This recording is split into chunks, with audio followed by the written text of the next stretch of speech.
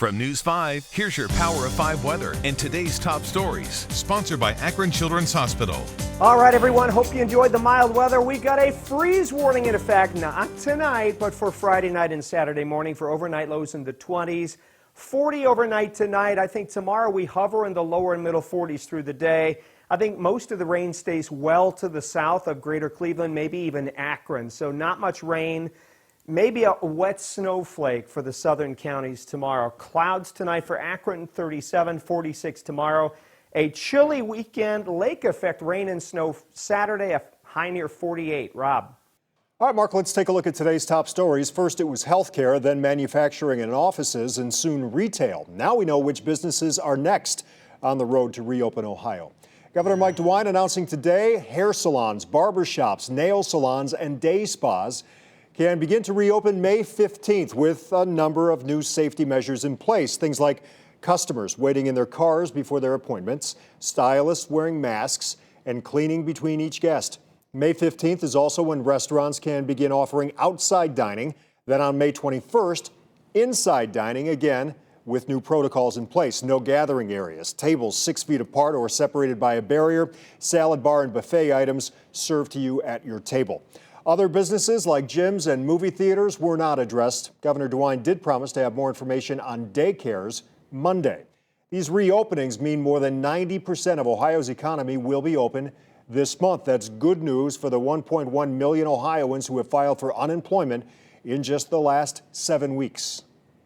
I'm 5 on your side investigator Scott Knoll outside Sky Restaurant and Lounge in Parma Heights, where they're already making plans to reopen to customers. The owner here tells me since the pandemic began, business down about 60%.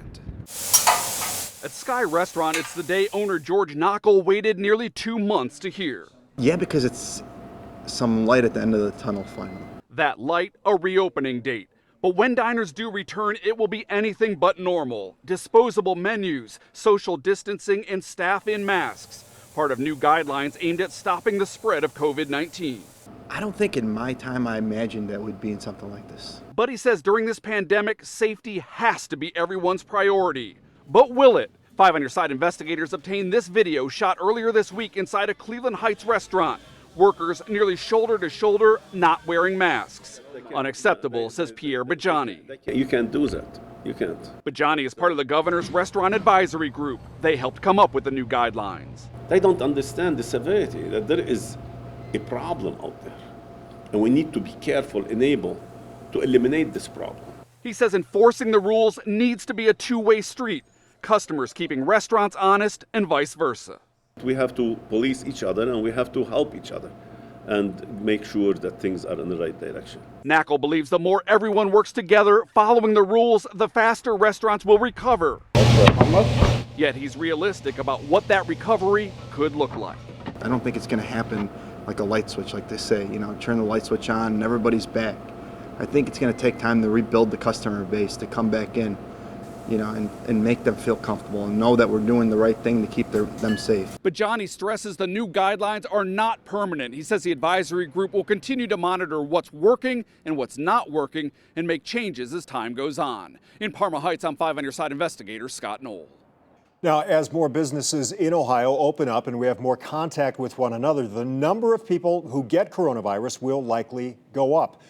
There are now more than 22,000 cases here in Ohio. More than 4,000 patients have been hospitalized and 1,271 people in Ohio have died. Cedar Point has not announced when it will reopen this year, but when it does, you will likely need a reservation just to get in. The park will also have capacity limits.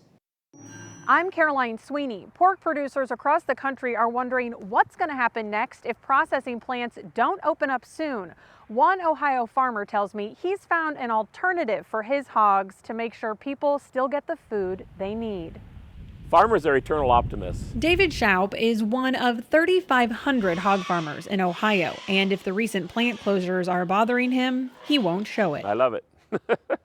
I love it. What better way to start your day? This farm in Wayne County is one of 3 owned by his family. We're going to say probably 50 to 55 years. Schaub, his brothers, and a cousin raise pigs, then send them for processing regularly, mostly to out-of-state plants. So they'll go to Indiana to packing plants, they'll go to Coldwater, Michigan, They'll go to Kentucky. Big processors like this Smithfield plant are crucial to getting pork to shoppers. Our packing capacity has just enough room for the amount of pigs we're growing. So with plants closing because of COVID-19, pigs are being left in barns. Cheryl Day with the Ohio Pork Association says plants are doing everything they can to help farmers. But there's only so much they can process in a week. Because of plants like this one in Illinois closing or some reopening with a smaller workforce, changes have been made on farms like Shoup's. We slow their growth.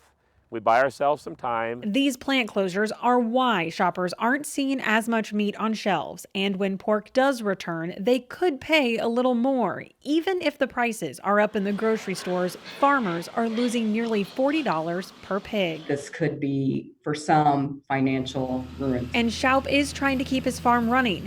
He's sent pork to food banks and families, utilizing smaller butcher shops.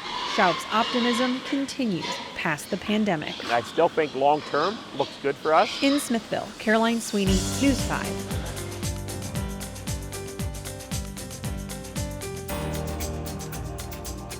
Sponsored by Akron Children's Hospital.